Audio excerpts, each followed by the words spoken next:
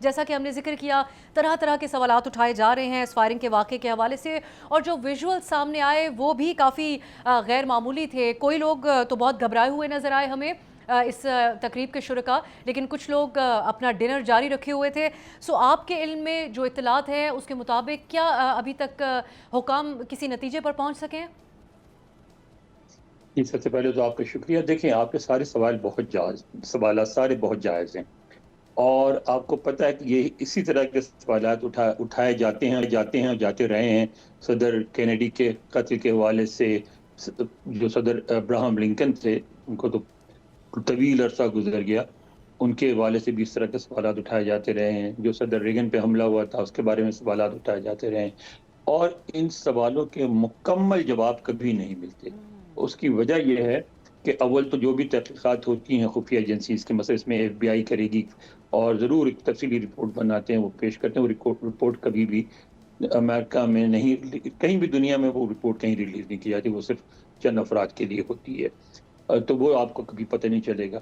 اب اس میں ہوتا ہے کہ لوگ یہ کرتے ہیں، میڈیا یہ کرتا ہے کہ جو معلومات حاصل ہوتی ہیں اس کی بنیاد پہ پھر وہ انفارمڈ گیس کرتے ہیں، اور اس سے پھر نکالتے ہیں اپنے مطالب اور اس کو سچ سمجھنے کی کوشش کرتے ہیں۔ اب یہاں اگر آپ دیکھیں، اس میں اس بار جو سب سے اہم میری نظر میں جو ڈاکیومنٹ ہے وہ ہے جو اس نے تقریباً 1500 الفاظ کا ایک جو خط لکھا تھا اپنی فیملی کے نام، دوستوں کے نام، اپنے اس میں اسٹوڈنٹس کا بھی ذکر ہے۔ اس میں وہ سب سے پہلے معافیاں مانگ رہا ہے کہ میں ایسا کر رہا ہوں، غلط کر رہا ہوں، مجھے نہیں کرنا چاہیے۔ خاص طور پہ اپنے اسٹوڈنٹس سے ان کو یہ بھی نصیحت کر رہا ہے کہ اسکول جانا، پڑھنا مت چھوڑنا، یہ وہ میں جو کر رہا ہوں وہ تم نہ کرنا۔ اور پھر وہ اس میں یہ لکھتا ہے کہ وہ مجبوراً یہ کر رہا ہے اس لیے کہ وہ سمجھتا ہے کہ اس وقت جو امریکہ کی لیڈرشپ ہے وہ ہونی نہیں چاہیے، وہ سب بہت غیر مطمئن ہے۔ اب اس سے دو سوالات اٹھتے ہیں۔ ایک تو یہ کہ اس وقت ساری دنیا میں جو سیاستدان ہیں وہ بڑی ولنریبل پوزیشن میں ہیں، کیونکہ دنیا میں ہو کیا رہا ہے کہ شدت پسندی میں اضافہ ہوا ہے، تو جو سیاستدان ہیں وہ بھی شدت پسندانہ رویہ اختیار کرتے ہیں، اور ایک خاص جو ان کے ووٹرز ہوتے ہیں ان کو خوش رکھنے کی، پلیز کرنے کی کوشش کرتے ہیں، تو اس میں وہ کامیاب بھی ہو جاتے ہیں۔ لیکن اس کا دوسرا کوائن کا دوسرا جو حصہ ہوتا ہے وہ یہ ہوتا ہے کہ وہ لوگ جو اس نظریے کے مخالف ہوتے ہیں وہ آپ کے بھی اتنی شدت سے مخالف ہو جاتے ہیں، جیسے اس کے خط سے ظاہر ہوتا ہے کہ وہ بہت شدت سے ان کا مخالف تھا، اور اس لیے اس نے یہ کوشش کی۔ ایک تو یہ بات ہوگی۔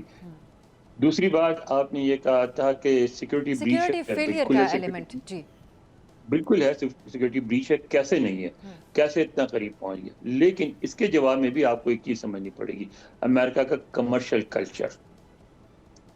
پہلی بات یہ ہے کہ یہاں جو ہوٹل ہوتے ہیں نا، وہ یہ کرتے ہیں کہ چاہے صدر بھی آ رہا ہو اپنا ایک پورشن کرائے پہ دے دیتے ہیں، اور دوسرے پورشن میں جو ان کے گیسٹ ٹھہرے ہوتے ہیں، جو دوسری تقریبات ہو رہی ہوتی ہیں، میں نے کئی دفعہ ایسی تقاریب میں اٹینڈ کیا جس میں صرف امریکی نہیں، انٹرنیشنل لیڈرز آئے ہوئے ہیں اسی ہوٹل میں، واشنگٹن ہلٹن ہوٹل جو ہے، کیونکہ ہم لوگوں کا، پاکستانیوں کا وہاں آنا جانا بہت اس لیے ہوتا تھا کہ اس کے سامنے نیشنل بینک آف پاکستان کی برانچ تھی، تو ہم سب کا وہاں آنا جانا ہوتا تھا، جب تک کہ پھر پابندی نہیں لگی تھی کہ اب کوئی انڈیویجول وہاں نہیں رکھ سکتا اکاؤنٹ، اب صرف ایمبیسی رکھ سکتی، تو پھر ہمارا جانا بند ہو گیا، تو اس کی وجہ سے ہمارا آنا جانا بہت تھا۔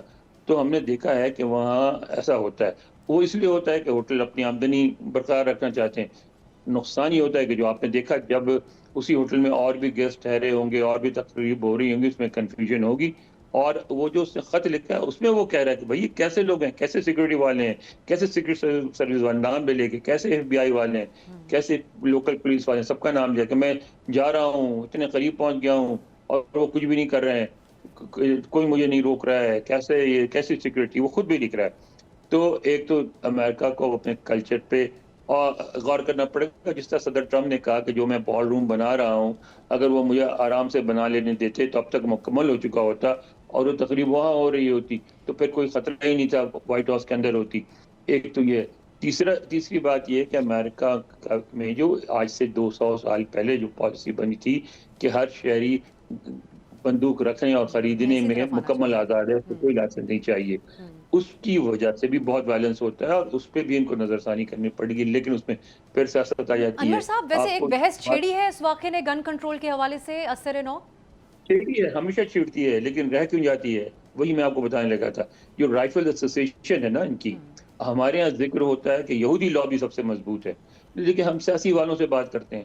لیکن آپ یقین کریں امریکہ میں سب سے مضبوط لابی جو ہے رائفل ایسوسیشن کی ہے, اس لیے کہ ان کے پاس سب سے زیادہ پیسہ ہے, کیونکہ ان کے جو ممبر ہوتے ہیں وہ دیہاتوں میں رہنے والے بڑے بڑے امیر لوگ ہوتے ہیں, اور چونکہ ان کو خطرہ بھی ہوتا ہے کہ ان پہ پابندی لگ جائے گی, اس لیے پیسہ بھی بہت خرچ کرتے ہیں. تو اب پریکٹیکلی یہ کہا جاتا ہے کہ وہ کانگریس مین اور سینیٹرز کو چندہ دے دے کے خرید لیتے ہیں, ان کے خلاف کوئی جا نہیں سکتا. تو امریکہ کو اپنے اس پہلو پہ بھی نظر کرنا پڑے گا, اور کسی طرح گن کنٹرول لاز یہاں نافذ کرنے پڑیں گے. انور صاحب، جیسے آپ نے درست حوالہ دیا کہ بہت سے جو واقعات پہلے بھی امریکہ میں پیش آئے ان کے حقائق آج تک سامنے نہیں آ سکے. خود صدر ٹرمپ کو کیمپین کے دوران بھی ان پہ اٹیک ہوا, اس کے بھی مکمل تحقیقات اور حقائق ابھی تک سامنے نہیں ہیں. لیکن یہ حملہ آور کیونکہ زندہ ہے اور اس کو گرفتار کیا گیا, اور یہ ایک جو ایونٹ تھا وہ بھی صحافیوں کا ایونٹ تھا, تو آپ سمجھتے ہیں کہ اس پر سوالات پیچھا کرتے رہیں گے اور اس کے حقائق سامنے آئیں گے, یا آپ کا تجربہ اگین وہی کہتا ہے کہ یہ بھی اسی طریقے سے رہے گا معاملہ؟ سوالات تو آئیں گے اور جواب بھی کچھ نہ کچھ ملے گا, لیکن اس میں دو باتیں ہیں. ایک تو پورے جواب نہیں دی جاتے جیسا کہ میں نے کہا, اور تیسری بات یہ ہوتی ہے کہ اب اتنا بڑا واقعہ ہو جاتا ہے تو عام ذہن جو ہے نا وہ اس کی جو سادہ ایکسپلینیشن, بے شک وہ درست ہو, اس کو قبول نہیں کرتا. عام ذہن یہی کہتا ہے کہ نہیں یہ ممکن نہیں ہے کسی سازش کے بغیر, اندر کے کچھ لوگ ملے ہوں گے اور انہوں نے فیسیلیٹیٹ کیا ہوگا. میں سمجھتا ہوں کہ اس دفعہ ایسا نہیں ہوا ہے. اگر اندر کے لوگ ملے ہوتے, جیسا کہ وہ جو تھے صدر کینیڈی ان کے بارے میں کہا جاتا ہے, تو آپ کو یاد ہوگا کہ ان کے نہ صرف ان کے قاتل کو بلکہ اس قاتل کو جو کے قاتل کو نہیں, جس سے قاتل کو مارا تھا اس کو بھی, دونوں کو قتل کیا تھا, جیک روبی کو بھی اور آسوالڈ کو بھی. اور اس کی وجہ سے کچھ بھی نہیں پتا چلا کہ سارے ثبوت مٹا دیے گئے. یہاں کوئی ثبوت مٹانے کی کوشش کی گئی ہے. وہ چاہتے تو آسانی سے اس کو ایک گولی مارنے کی ضرورت تھی, وہ مر جاتا, کوئی پوچھتا بھی نہیں کہ ہم نے تو صدر کی حفاظت میں گولی چلائی, لیکن انہوں نے اس کو گولی نہیں چلائی, زخمی تک نہیں ہوا ہے, وہ تو بالکل صحیح سلامت پکڑ لیا. تو اگر سازش ہوتی تو اس کو اس طرح صحیح سلامت نہیں پکڑتے. کورٹ میں بھی پیش ہوا آج اور سارا سلسلہ ہے, تو میں سمجھتا ہوں کہ اس کی دوسرے واقعات کے بنسبت اس کے بارے میں تفصیلات زیادہ آئیں گی. انور صاحب، اب آپ سمجھتے ہیں کہ اس واقعے کے بعد سیکیورٹی عہدیداروں کے عہدے بھی خطرے میں پڑ سکتے ہیں؟ جیسا کہ ڈائریکٹر نیشنل انٹیلیجنس تلسی گبارڈ تو خاموش ہیں پچھلے کچھ دنوں سے, اس طرح اس کے اوپر کس قسم کا ریاکشن آئے گا ہمیں ڈائریکٹر ٹرمپ کا؟ سے تو کوئی دباؤ نہیں ہوگا, ان کا اس سے کوئی تعلق نہیں تھا, لیکن جو سیکرٹ سروس والے ہوتے ہیں ان کا تو اسٹینڈرڈ پروسیجر ہے امریکہ میں, جب صدر پہ اگر اٹیک وغیرہ ہو جائے تو وہ سارے کے سارے ان کو جو اس وقت ٹی پہ ہوتے ہیں, قصور ہو یا نہ ہو, ساروں کو وہاں سے فارغ کر کے ان کو دوسری جو ڈیسک جابز ہیں ان میں بھیج دیا جاتا ہے, سیکورٹی سے ان کو ہٹا دیا جاتا ہے. یہ تو ہوگا, لیکن یہ ہے کہ پورا جو سلسلہ ہے اس پہ بھی نظر ثانی کرنی پڑے گی. اور اس میں مگر دشواری یہ ہے نا کہ جو ایک پروفائل بنائی جاتی ہے ایسے لوگوں کی جو اس طرح کے کام کرتے ہیں کہ عموماً ان امپلائڈ ہوتے ہیں, کم پڑھے لکھے ہوتے ہیں, غریب ہوتے ہیں. یہ آدمی پڑھا لکھا, صرف آپ نے کہا نا کہ صرف وہ گیم ڈیولپر نہیں تھا, امریکہ کی one of the top universities کا گریجویٹ تھا, ماسٹرز بھی کیا ہوا تھا, بی ایس سی بھی کی ہوئی تھی اس نے. اپنے اسکول میں بھی بہت, اس کے بارے میں کہتے تھے بارڈر لائن جینیس, بہت پڑھا لکھا آدمی تھا. اسکول کی والی بال ٹیم کا بھی ممبر تھا. اس کے سارے کمنٹس پڑھے, اس کے جو کلاس فیلوز تھے, اس کے جو نیبرس تھے, وہ کہتے ہیں بہت شریف انسان تھا, بڑا اچھا انسان تھا, کبھی کسی کو تکلیف نہیں دی, دوسروں کی مدد بھی کرتا تھا. تو اب آپ بتائیں اس کو کیسے وہ کسی کی نظر میں آتا. آخر میں انور صاحب، آج صدر ٹرمپ بڑی اہم میٹنگز کر رہے ہیں. ایران کی طرف سے ایک نئے مطالبات سامنے رکھے گئے ہیں جس میں بالخصوص وہ مطالبہ کر رہے ہیں کہ پہلے جنگ بندی اور آبنائے ہرمز کے حوالے سے بات ہو, نیوکلیئر پروگرام کے حوالے سے بات اگلے مرحلے میں ہو. آپ سمجھتے ہیں کہ صدر ٹرمپ کے لیے ایٹ دس پوائنٹ یہ قابل قبول ہوگا؟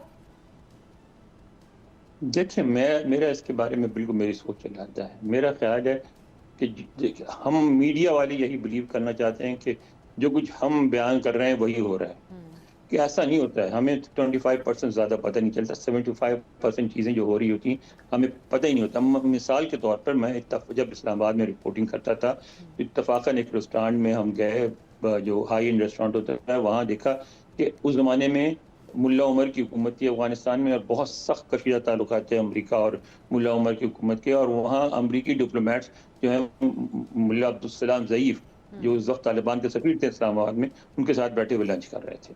ٹھیک ہے نا, تو وہ کسی کو پتہ نہیں تھا, ہم نے رپورٹ کر دیا, پھر ہنگامہ ہوا, پھر یہ وضاحتیں آئیں.